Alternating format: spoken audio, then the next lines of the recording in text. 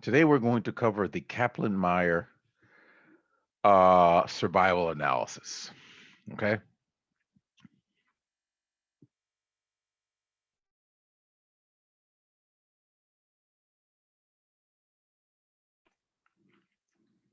All right. So this was a requested analysis. It is primarily used in the medical field. So I'm going to try to make this as applicable as possible.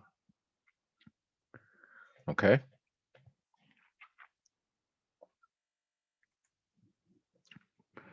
All right. So we're going to cover uh, the concept of the Kaplan Meier survival analysis. We're going to cover how to formulate the research question and null hypothesis for the Kaplan Meier survival analysis.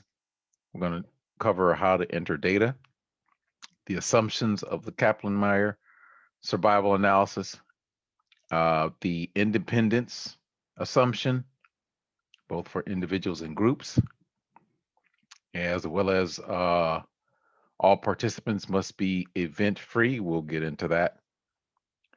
The start point and end are clearly defined. Sample size, output variable is dichotomous. We'll get into all that. How to perform a Kaplan Meier survival analysis, how to interpret, how to report Kaplan Meier. All right, so survival analysis, like I said, is primarily used in the medical field. Okay. And it is ideal for analyzing event data from randomized controlled trials or cohort studies, okay, where you have patients that are enrolled in a study over a long period of time, okay? So essentially you have a study. Let's say you're trying to evaluate a treatment for cancer. Let's say you have a medication for cancer. And you enroll people who have cancer, okay? So you randomly assign them to the placebo group or the treatment group. And then you administer the medication and the placebo. So the event, the time to the event is the occurrence to the event. And the event is death. Excuse me. Okay? The event can be death, discharge from the hospital, disease, relapse, treatment failure, a number of different things. But in this case, it's death. Censored observations are patients who leave the study or do not experience the event. So either they leave the study or they never die. Okay. They just don't die over the extended period of the study. Okay. So we've got the event and we've got the censored observations. So essentially, what we're trying to do is people come in at a point. Oops. People come in at a point. Okay, get my marker here. So this is the start. Okay. This is the start. And then they are randomly assigned to treatment or placebo. Okay. And then they're treated over an extended period of time. So this is time. Okay. So essentially, what we're trying to figure out is if the average time to death, if there's a significant difference in the average amount of time it takes to achieve death. That's one thing we're looking at. We're also looking at the proportion of people in each group who die versus don't die. So those who uh, achieve the event, which is death, or those who are censored, who don't die. Okay? So we're looking at an event, which is death, and that's a proportion. And then we're also looking at time, which is the average time to death, right? Average time to death. Okay? So we would expect that the average time to death for the treatment group would be significantly higher than the placebo group. Okay? We would also expect fewer people to die in the treatment group than the placebo group. Okay? Now, someone may ask, hey, why don't we just run a logistic regression? Well, we have two groups, the treatment group and the placebo group. Well, the problem with logistic regression, because they're both dichotomous, right? You die in the survival analysis or you live. You die in the logistic regression or you live. The problem with the logistic regression is that there is no accounting for time. You just know the end, right? You don't know how long it took them to achieve the event. But with survival analysis, you account for the event, which is death, but you also account for the time that it took them to die. If that makes sense, type in a Y. Okay? Survival analysis takes in the amount of time it takes to die as well as the number of people who die. If that makes sense, type in a Y.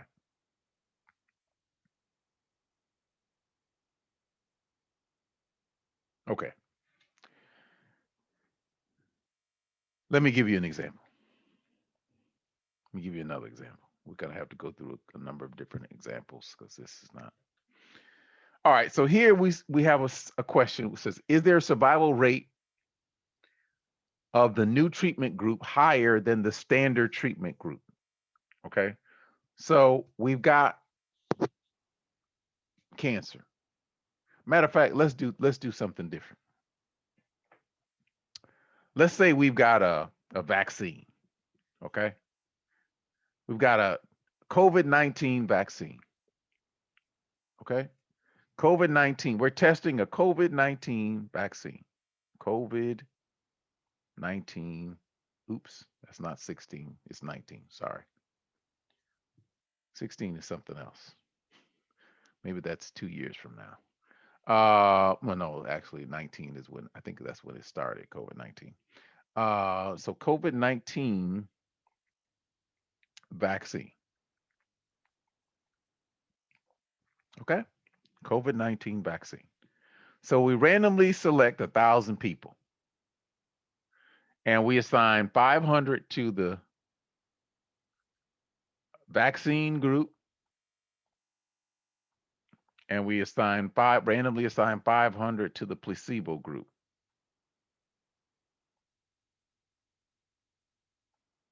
Okay. Okay. So we want to know, is the survival rate different for the vaccine group and the placebo group? Okay. So let's say we've got a chart. So we've got survival rate and time. So this is time, and we're going to call this months. 1, 2, 3, time in months.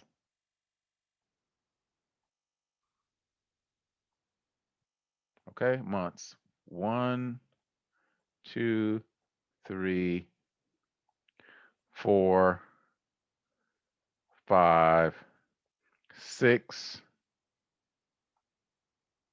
7, oops, 7,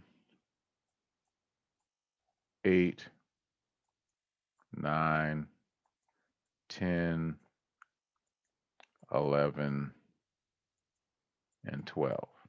Okay? So this is survival time. Okay, so this is time, and this is survival rate. Okay? So 100% is up here, and then we've got 50% right here, and then we've got 25% right here, and then we've got 10%. So survival rate, and then we've got 75% right here. Okay, so you could only have 100%. So that means 100% are surviving. So you start out at 100. Okay, so what we're trying to do here with survival analysis is we're trying to see if there's a significant difference in the survival rate of the placebo and the vaccine group. So we're going to say the vaccine group, we're going to give them green for life. So they're going to be green. Vaccine, we're going to give the vaccine group a green. We're going to give them green. Vaccine. Okay, if I can ever select green. Okay. Vaccine group. Vaccine group. And the placebos is going to be, we're going to give them blue. We're going to give the placebo group blue, color blue. So we're going to call this placebo. Okay.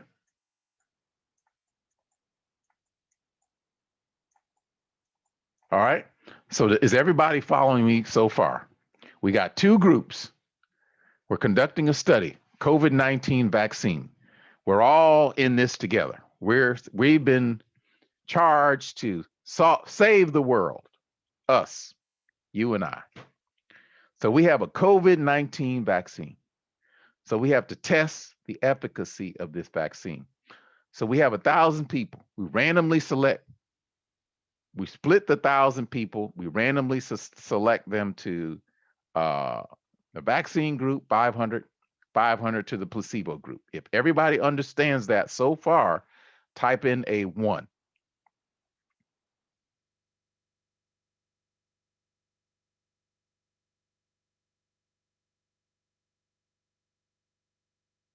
Okay.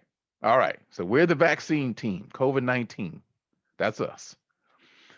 So what we want to do is we're going to administer this vaccine. We're going to administer the vaccine we're going to give it 3 doses. 3 doses. We're going to administer the vaccine, no, 2 doses. We're going to give it 2 doses. So when they first start the trial, we're going to give them 1 shot.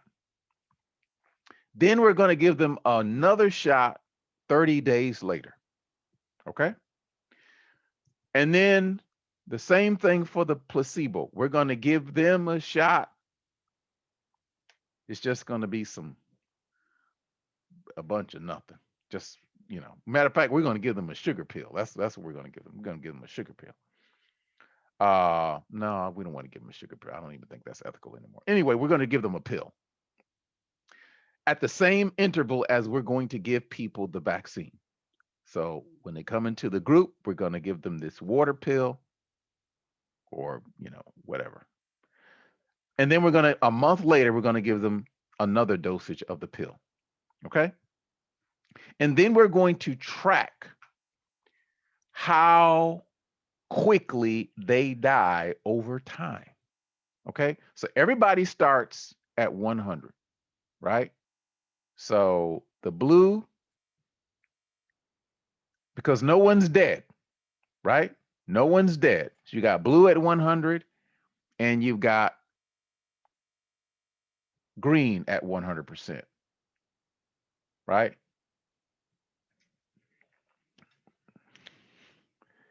So this is survival. We're going to call this survival rate. This is survival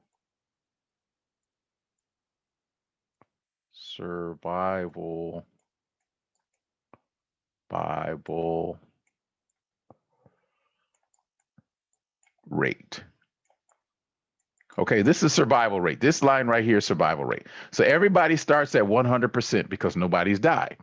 If that makes sense, type in a Y. Everybody starts out at 100%. No one's dead. Everybody's alive. Out of the 500 people, everyone's alive. Okay? All right, great. So in the vaccine group,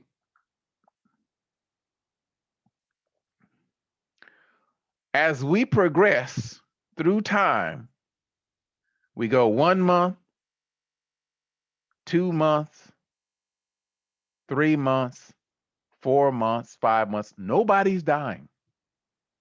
Nobody's dying. And then after about 8 months, we start to see a drop. 25% die. Then we go 9 months, 10 months, then we drop down, and 50% of the people are dead. Okay? And then we hold steady at 50% through 12 months. Okay? So that's our death rate. We start at 100, we go all the way to about 6, 7 months, and then all of a sudden, 25% of the people who receive the vaccination die in month 7. And then we go on to month 10, right? Month 10, 25% more die. So we're down to 50%. Okay? But then we hold steady through 12 months. If that makes sense, type in a 1.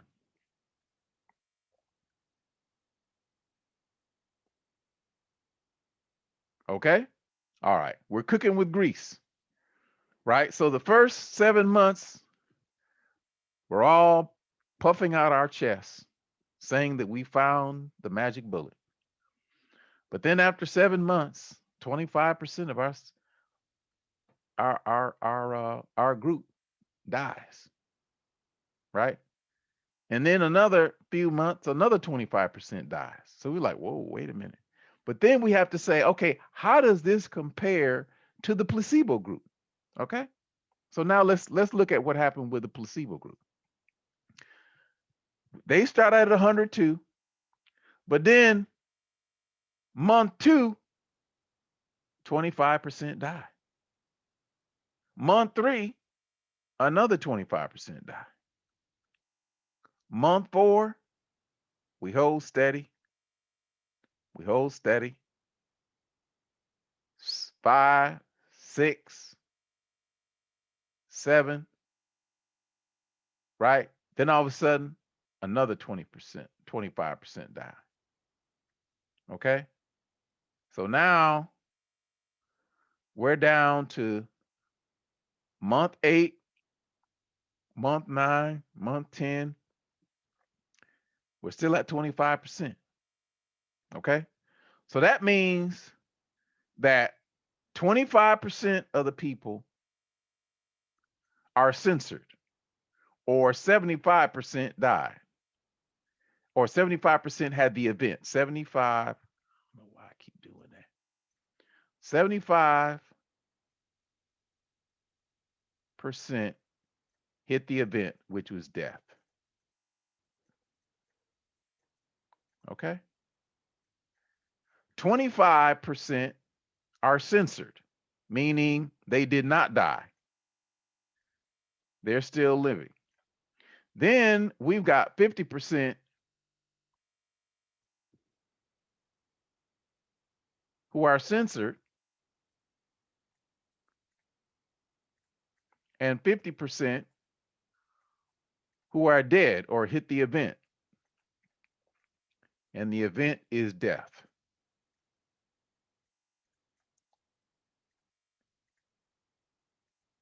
Okay? Does this make sense? If this makes sense so far, type in a Y.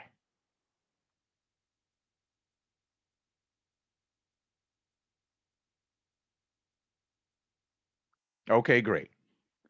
So what the survival analysis does is it says, is there a significant difference between the rate of death and the proportion of people who die?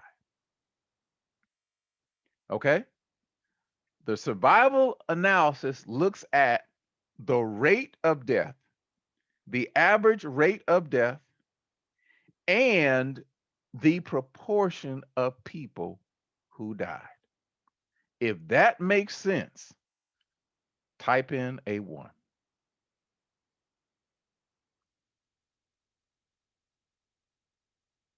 Okay.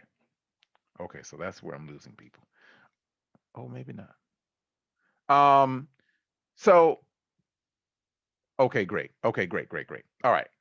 So essentially what survival analysis is trying to do is it's trying to see if there's a significant difference between these lines. Let me get my red here. It's trying to determine if there's a significant difference between these lines, right? Because here we're saying, okay, after 12 months, we had 75% of the people die. So what is the average length of time that a person lives in the placebo group? Okay? And what is the average length of time that a person lives in the vaccination group? All right? What is the average amount of time a person lives in the placebo group? And what is the average amount of time that the person lives in the vaccine group? Does that make sense? If that makes sense, type in a Y. Okay? Because for a minute, these people in the vaccine group, they were doing pretty good. So they had their first death at month 7. These placebo people had their first death like almost immediately, right? So that's what we're looking at here, okay? That's how we are trying to evaluate. The logistic regression only looks at this right here. It compares this to this. It doesn't do anything with this, right? Because if we just looked at this 50%, 50%, 25%, 75%, there might be a significant difference or there might not be. I mean, for a vaccine, and you got 50-50, and then you got, 25, what is that? Yeah, 75% of your people, 75% of your people are dead and 50% in the other group. That might not be a winning combination, but if you look at the average time of life, right? Because 50% of these people are still living. Okay. So if you look at the average time of life, then it gives you a different perspective. If that makes sense, type in a 1.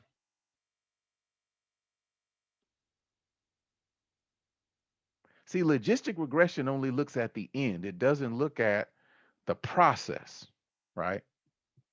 It doesn't look at the process. All right. Okay, so was this helpful? Was this example helpful? If you thought it was helpful, type in a Y. If not, type in an N.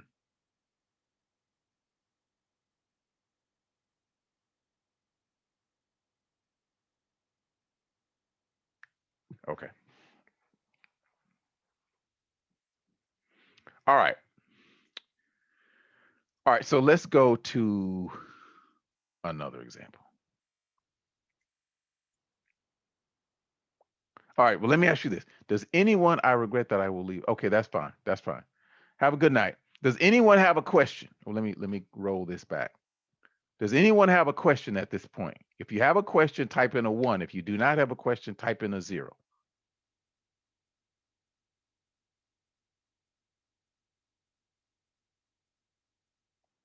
Okay.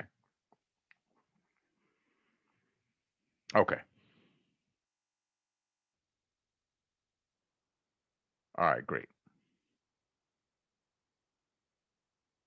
All right, so now let's go to another example.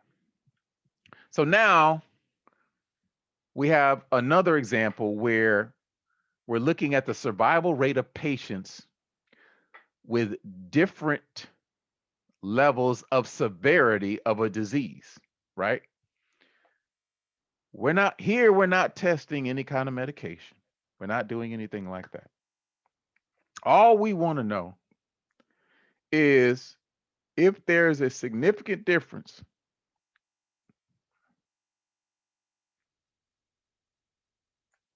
time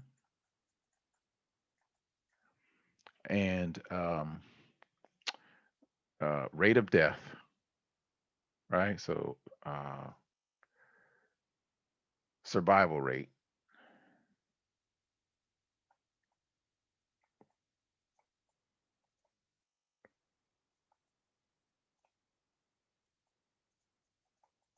So we start at 100%. Okay. 75%, 50%, 25%, 10%, and 0. Okay. And there's say 1, 2, 3, 4, 5, 6, 7, 8, 9, and 10. We're going to do 10 minutes. All right. So now, instead of 2 groups, we've got 3.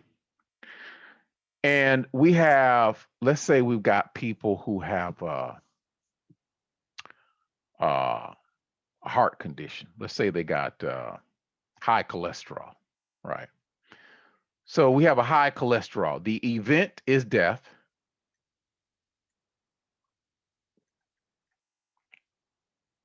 Okay, so the event is death. So 0 is living and 1 equals death. Okay, so now we got 3 conditions. So we want to know, is there a significant difference in the survival rate of people who have high cholesterol? Well, we'll say blocked arteries,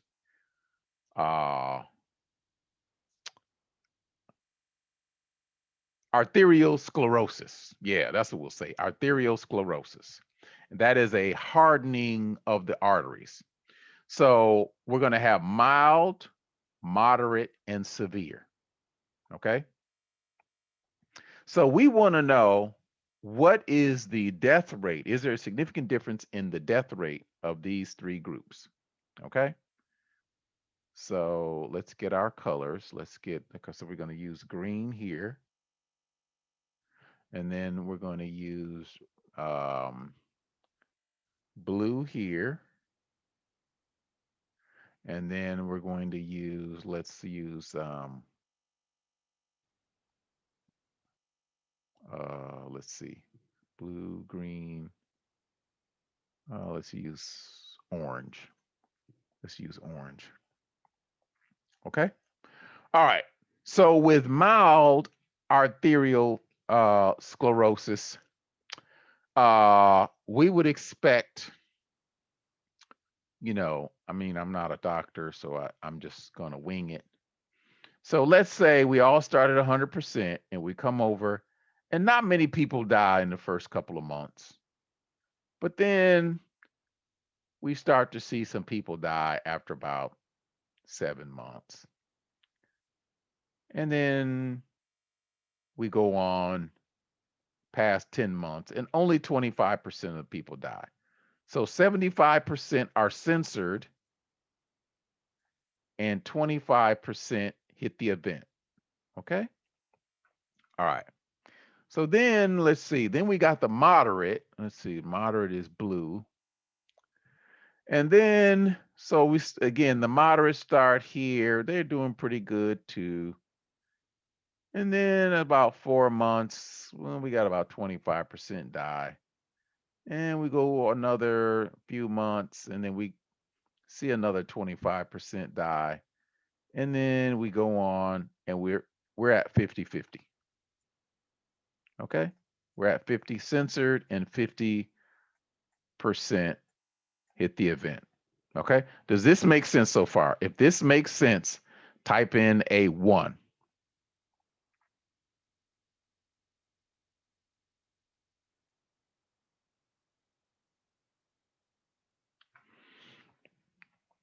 All right.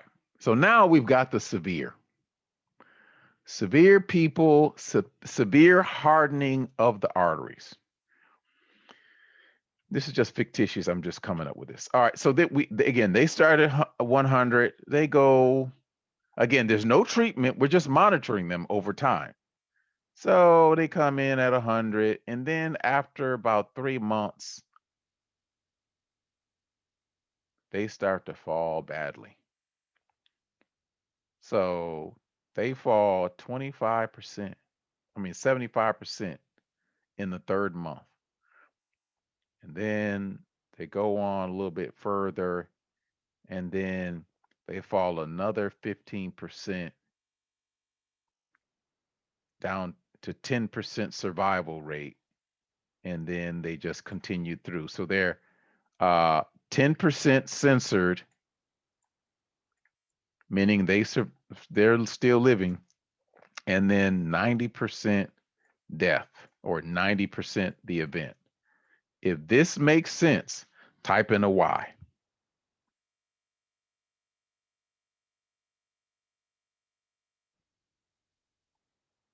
So what the survival analysis is trying to figure out is there a significant difference between any 2 of these lines, at least 2, okay?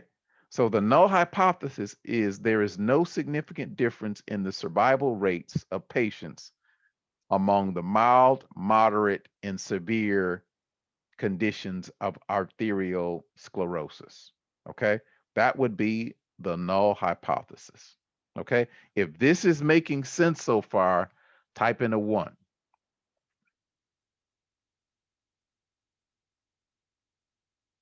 Okay, so let me ask the question this way. On a scale of 1 to 10, where 10 is nirvanic clarity and 1 is I'm lost in the vast ocean of confusion, how would you rate your level of conceptual understanding of what the survival analysis is?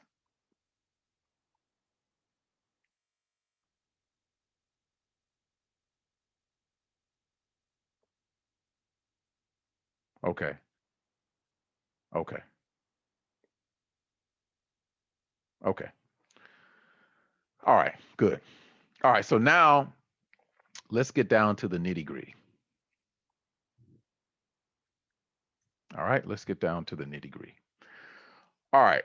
So research question structure. Is there a significant difference in the survival rate between or among groups? When you're comparing 2 groups, you say between. When you're comparing more than 2 groups, you use the word among. Okay. Is there a significant difference in survival rates among those with different severity levels of arterial sclerosis? mild, moderate, and severe. The null hypothesis. And if you wanted to compare a treatment with a placebo in the 3 degrees of severity, how would you group them?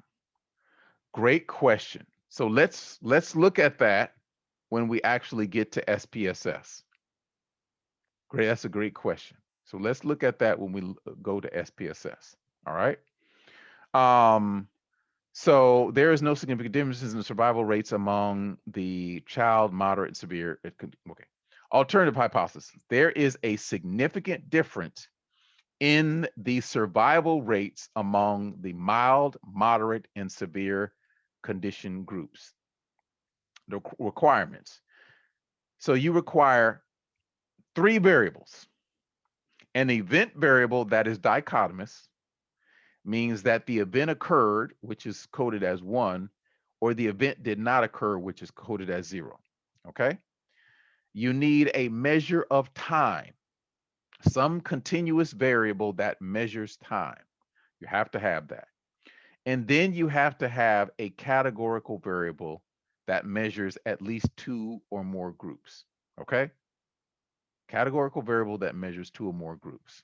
Does that make sense? If that makes sense, type in a Y.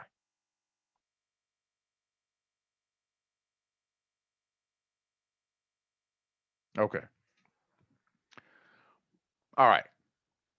Statistical test, Kaplan Meier, survival analysis. It's a non-parametric test, so it's not bound by linearity and normality and all of that. So we don't have to worry about that. Test of assumptions. Okay, you would like to have at least 30 cases in each group. You want to have at least 30 cases in each group. Number 2, the groups need to be independent. So in other words, you can't have people in the placebo and the treatment group. That's number 1.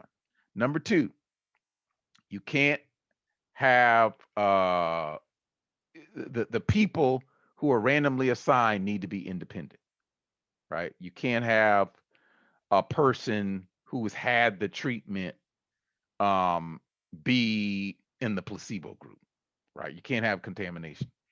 And then you have to have a clear definition of the event.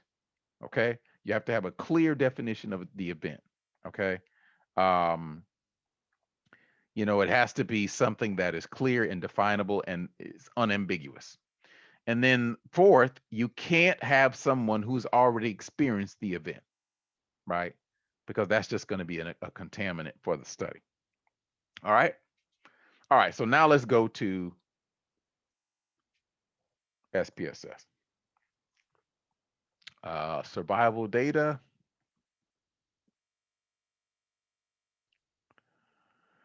All right, survival data. Okay, so while this is opening, all right, so here, let me just make sure. Okay, great. All right, so here we've got survival time. We've got status, which is the event. 0 is alive, 1 is dead. So 1 is the event. Sensor is 0. Okay. We've got age, which is a continuous variable, and we've got severity. Okay. We've got severity. So let's start out with severity first. We go to analyze, we go down to survival. Okay. We go down to Kaplan Meier. Okay. In the time variable, we're going to put the time variable. Okay. In the status variable, we're going to put the event, the variable that has the event. So this one, remember, alive and dead is the event. So we're going to put the status variable in the status box, and we're going to define the event. So 1 is death, and that's our event. Okay. That's our event. Okay. And then we've got our factor, which is our group. Okay. the groups that we're trying to compare. So here we're looking at severity. Okay? We're looking at severity. Then we're going to go over to compare factor. We're going to click log rank. And the reason why we're clicking log rank because it's the most commonly used because it compares, it weights the time for each group equally. Okay? It weights the time variable for each group equally. Okay? Then we're going to select pooled over strata. Pooled over strata. Now, pooled over strata is like the F value or the chi-square. It just tells us if we have more than two groups, it just tells us if there's a significant difference between at least two of those groups. If we find that there's a significant difference between at least two of those groups, we have to come back and rerun this using the pairwise over strata test because this is going to give us a pairwise comparison if there's a significant effect. Okay? But I'll get into that later. I just wanted to show you. Oh, so we're going to start out with pool. We're going to start with continue. And then we're going to go to options. We don't have to do anything with save. We're not trying to save anything. We're going to go to options. We're going to select survival tables, mean and median survival time, and the survival plot. Okay? Going to click continue. I'm going to click paste. All right. So we're going to highlight this and we're going to run it. All right. So the first thing that we see on this table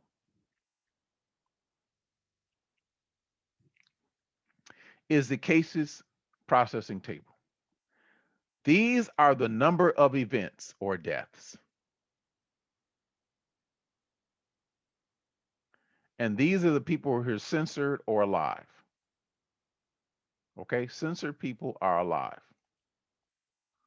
All right, so we started out with 32 people who were in the mild severity group. 17 of them died. 15 lived. They're still living. So that's 46.9% that are still living. Okay? In the moderate group, there were a total of 23. 17 died. 6 are still living. That's 26.1% that are censored or still living. Okay? Severe. There were 45 people who had severe arterial sclerosis. 31 of them died. 14 are censored or still living. That's 31.1%. Does this table make sense? If this table makes sense, type in a 1.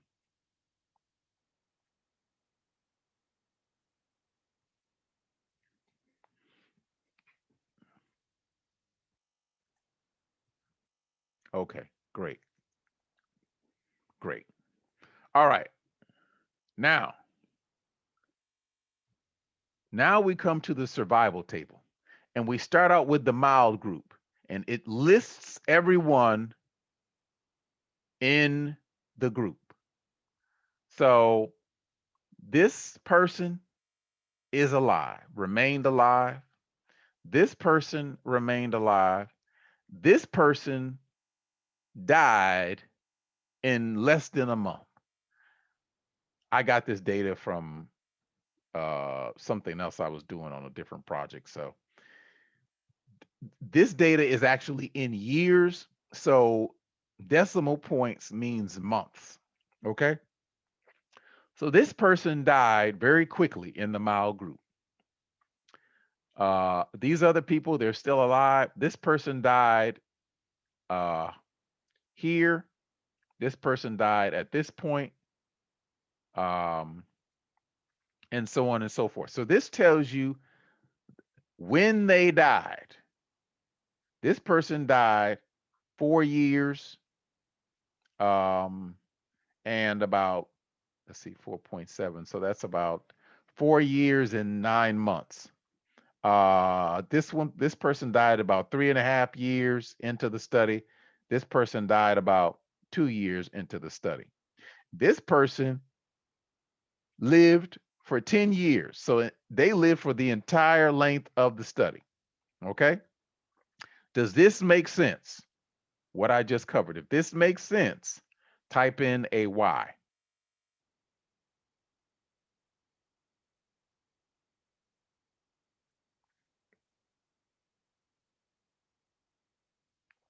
And then we have the same thing for the moderate group. But look how quickly they die, right? These people are living. You got one dead here at about in the first month, and then after about a month, you get a couple of other people dead. But here in the moderate group, this person died almost the the second day it started, and then these few died. A lot of them started dying quickly. Okay, a lot of them started dying. In fact, the last one died 4.5 years into the study in the moderate group. So then we look at the severe group, and these people, the last one died about 1 year and 3/4 into the last death was in 1 year and 3/4 into the study. But they had a number of people who are still living. Um, so this person's living, a lot of dead, but still people living. Okay. All right. So now you know how to read that. So here's we come to the means of survival. This is the average survival time for each group. All right. So let me write this down. Average and median survival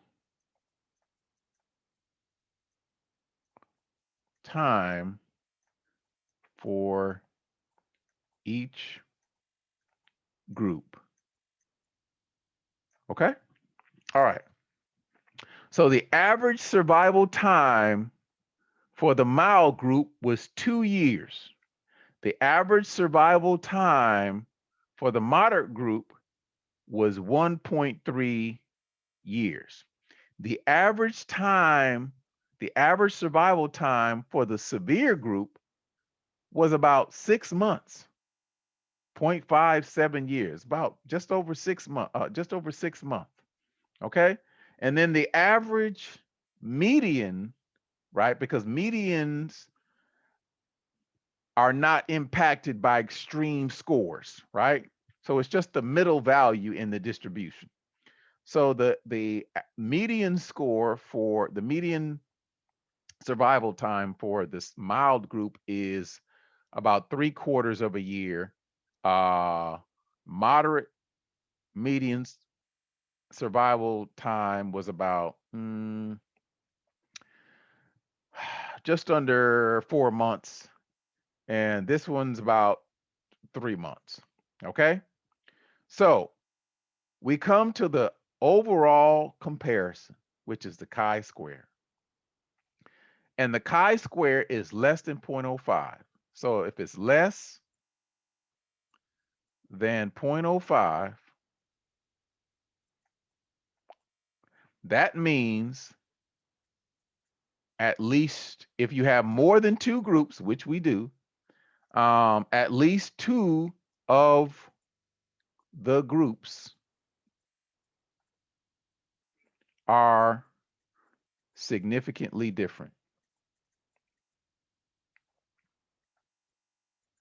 when it comes to mean survival time.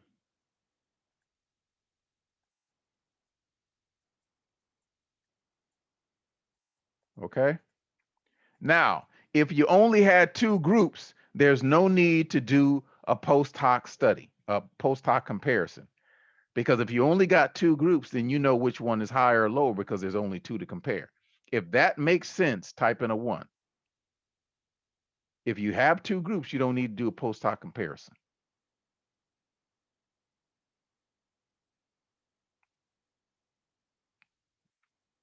Because if we only had two groups and the chi-square said that there was a significant difference, we just have to look at just the two groups to see which one was higher.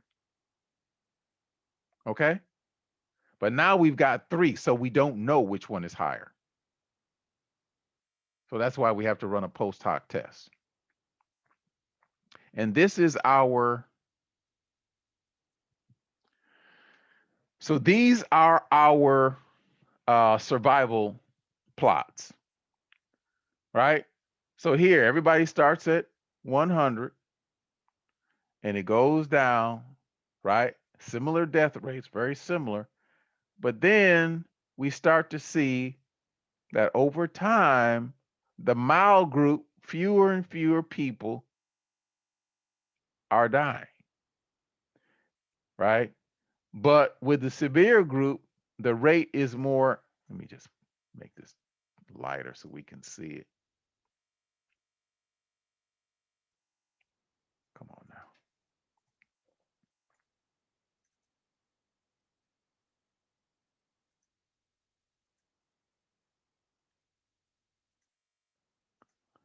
All right, so the severe group has a consistent drop in survival. Like people are just dying like crazy. Same thing for the mild. It's pretty consistent, but then it starts to slow down a little bit. But again, within almost um again, with almost 2 years, everybody's almost dead. Almost everybody's dead. And then here we got the same thing after about 4.25 years, and here after 10 years, we still have a good proportion still living. All right, but we don't know where the significant differences are. We just don't know. Okay, we just don't know. So now we have to go back to survival, Kaplan Meier, and we go back to compare factors. And we go to click on pairwise. Now we're getting the pairwise, which is the post hoc test. Click continue, we click paste. We go back to our syntax, we highlight this, and we run it. All right. So we come down here, and now we've got a post hoc. Our chi-square table is now a post hoc table. Okay. So now we look at mild. There's nothing in mild because mild and mild, you can't compare it to mild and mild. So mild to moderate, there's no significant difference. Mild to moderate, no significant difference. However, there's a significant difference for severe. It's less than 0.05. So mild is significantly different than severe. The mean survival time is significantly higher for the mild severity group compared to the severe severity group. Does that make sense? If that makes sense, type in a Y.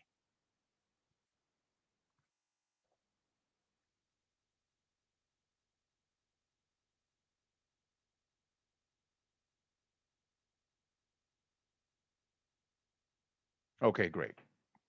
Now, so let's look at uh, moderate and mild. We see that's not, okay, we've already saw that. And severe, let's look at severe.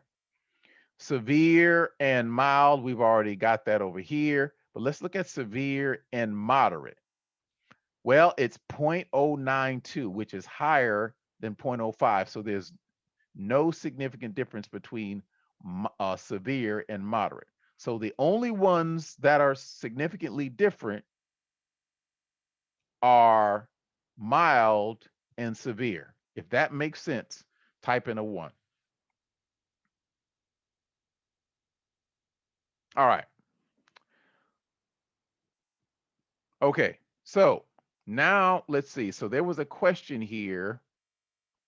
And if you wanted to compare a treatment with placebo in the 3 degrees of severity, how would you group them? All right. So let's let's look at something here. So let's say, where are we going? Survival, Kaplan Meier.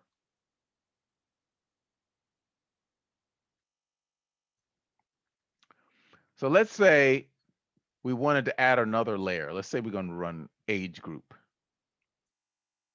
And we're going for the pooled. Click continue, click paste. Okay? Highlight this and run it. Now we've got something that's a little bit more complicated. Okay? We've got, so let's say, for example, we've got age group.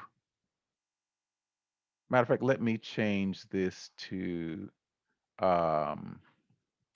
so here we've got age group, which is, I think I had it at 40 and under, and this one is 50 to 65, and this one is like 65 and older. And we have the severity within each age group. Okay. Now we're running into a little problem because our cells are sort of small, but we're still going to run through this. But you see, but Matthew, you see essentially how to run it, right? You saw what I did. You just added that extra variable. So let me go back. Let me go back. So the way you would run it, based on your question, let's see, if you wanted to compare treatment with a placebo in the 3 degrees of severity. So what you would do, so your placebo would be here, and you would have severity within each group, right? So in other words, you would have severity for the placebo group, and then you would have severity levels for the treatment group. Is that the way you wanted it? That's the way I would probably do it. Matthew?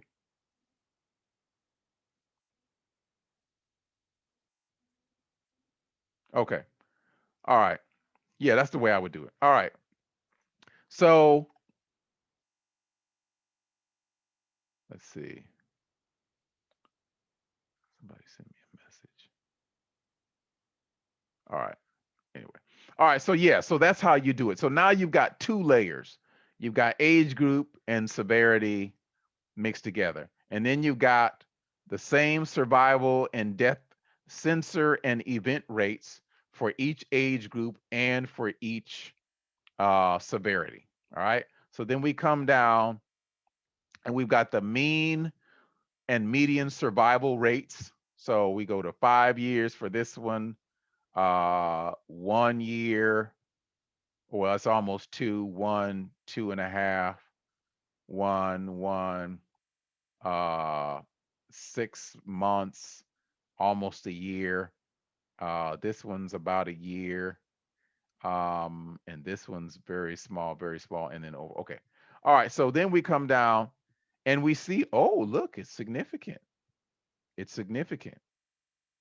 And we see here that we have the survival function plot for each age group. So we've got mild severe for age group 1, and mild severe for age group 2, and mild severe for age group 3. So if we were doing this based on placebo and treatment, we would only have 2 instead of 3. Okay? All right, so now we see that it's significant. So now what do? We have to go back to our survival, Kaplan Meier, and now we're going to run the post hoc. Click on pairwise, click on continue, click paste,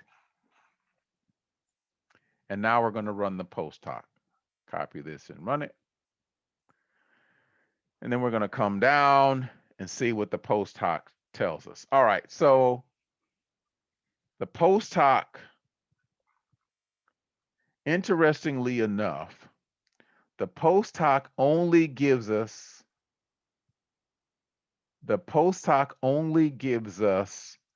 the severity It only gives us the severity across all of the groups. It's adjusted for age group, okay? So it's adjusted for age group. So that's interesting. So here we've got mild, no significant difference between mild and moderate, but there is a significant difference between mild and severe across all of the age groups. Let's see, moderate, no significant difference between moderate and severe and moderate, no significant difference. Now, another way that you can probably assess this is by looking at the confidence intervals, but the confidence intervals are so large here because the sample sizes are so small. So this incorporates everything. So there's no difference there. Let's see, 6.6313.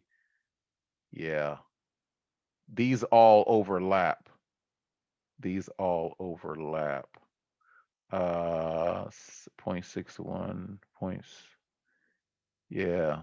Yeah. So these all over. So the way that you would actually compare these is you would say, you just draw a line, and this would be confidence intervals. And this would be 0 right here. Okay. So then this one would be, so let's get a different color. So this one would be 0 to 11.81, 0 to 11.81. So we're going to say here to here. Okay, here to here. And then, all right, so then we've got,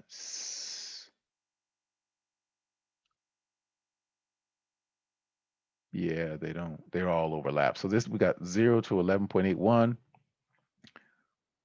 I'm going to say this is 11.81.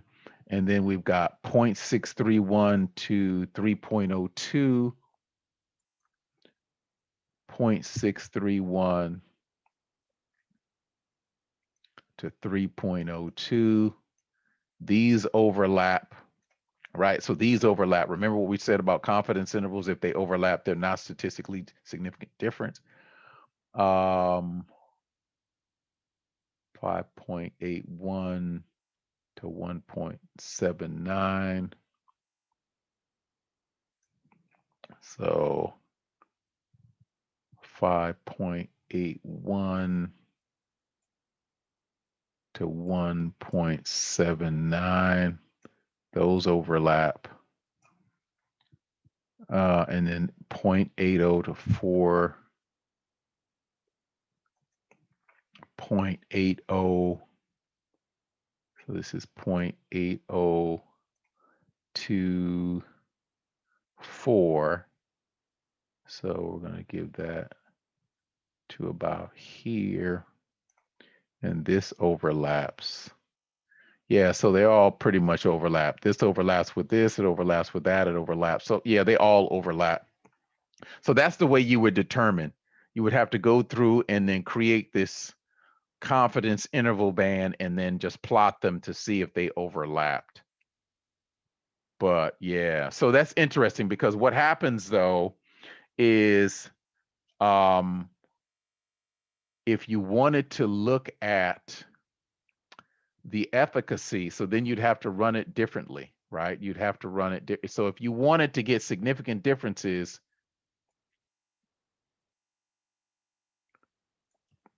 so basically the way the Kaplan Meier works is the factor that is here is the one that the post hoc test is going to work on, controlling for this. So you'd have to flip this, put severity in here, and then put in the treatment and placebo group in here, and then control for severity, control for the severity. So that actually would make sense. So you'd actually have, okay, so that would make sense then. Because if you wanted to control for severity, you'd put severity here and then put say this was the placebo versus the um, treatment group, you put that here and then control for the severity. Yeah, so that's the way it would work. And that would actually give you some interesting data. All right. Does that make sense? If that makes sense, what I just covered, type in a Y.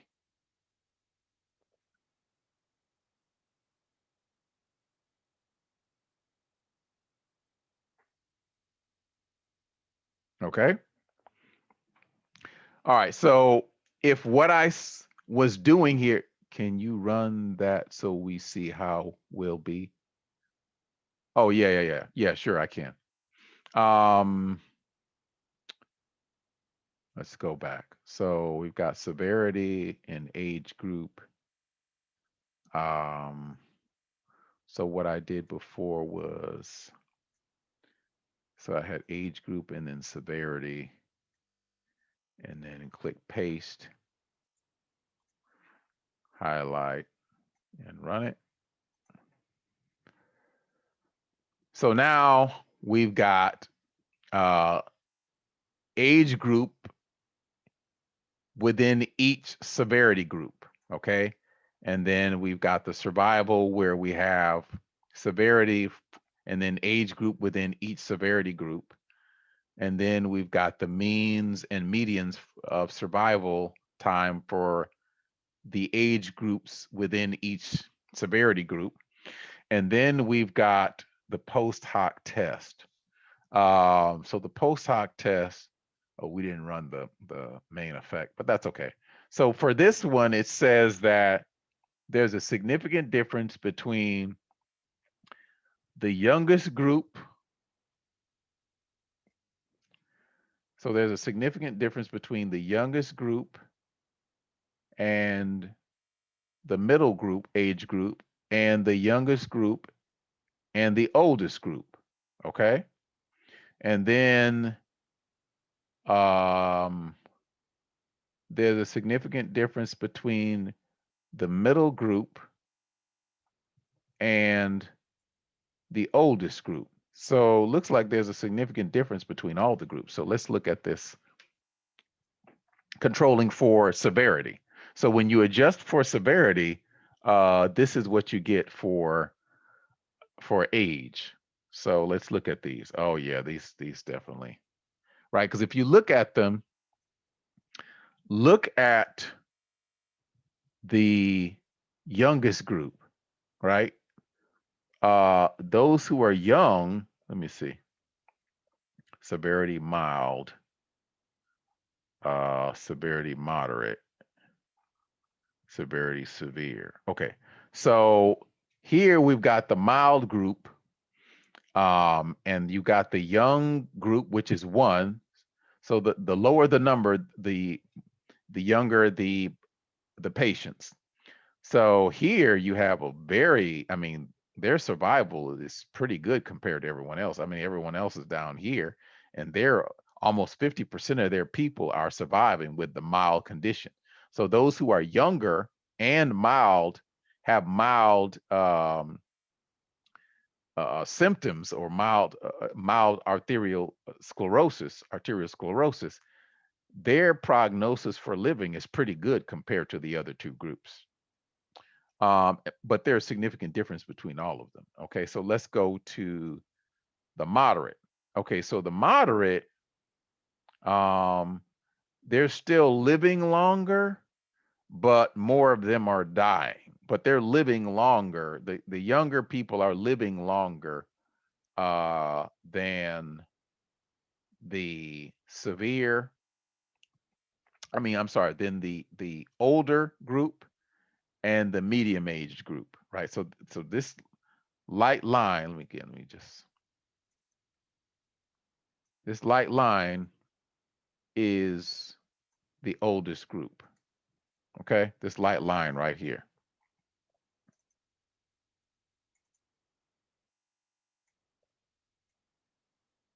Okay. All right. And then we go down to the severe group. Again, the youthful group, the younger group, they have a higher survival rate the longest, but then they start to die off. But still, I mean, they're living much longer than the older people, which makes sense, right? Which sort of makes sense. Does this can you run? Okay, so does this make sense? Does what we're seeing here make sense? Can you understand what we're looking at? Right? This is so as you go lower in here, your survival rate goes down.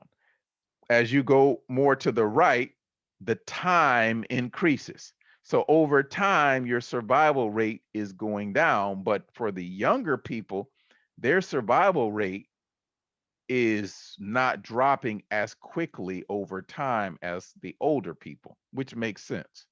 Okay. So again, this is something that is primarily done in the medical field, um, but it could be done in other things too.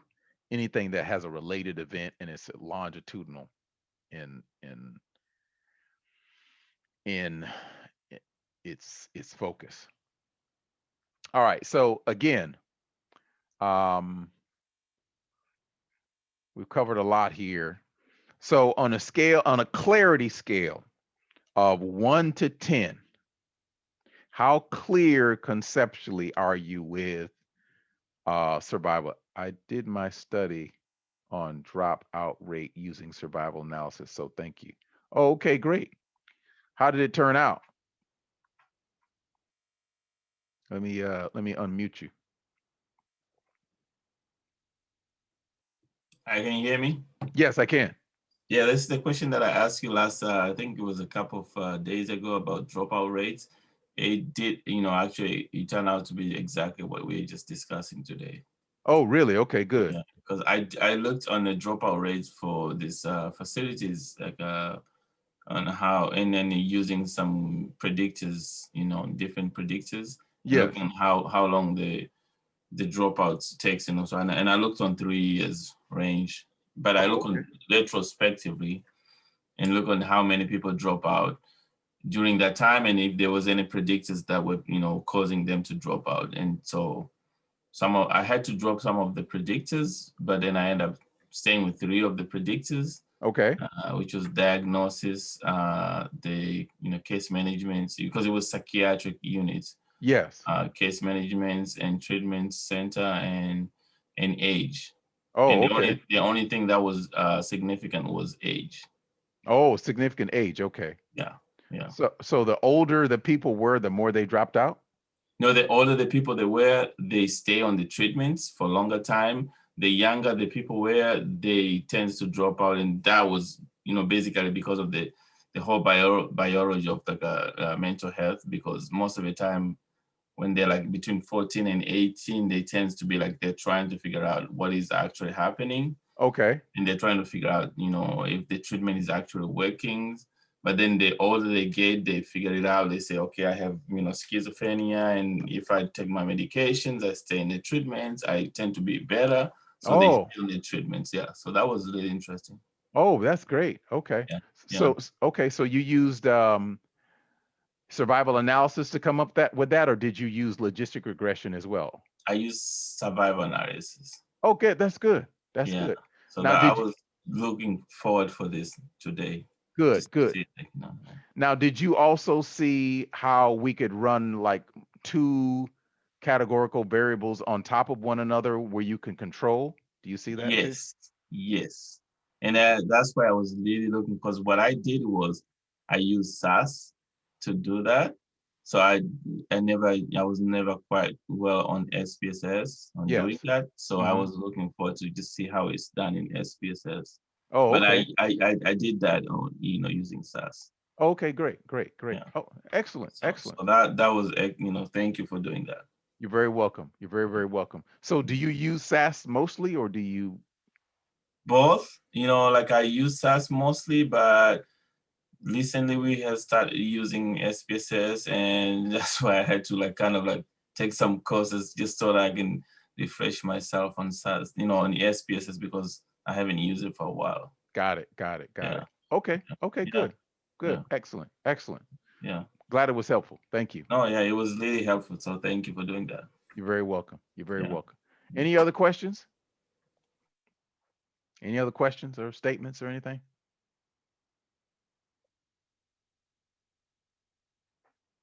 Okay.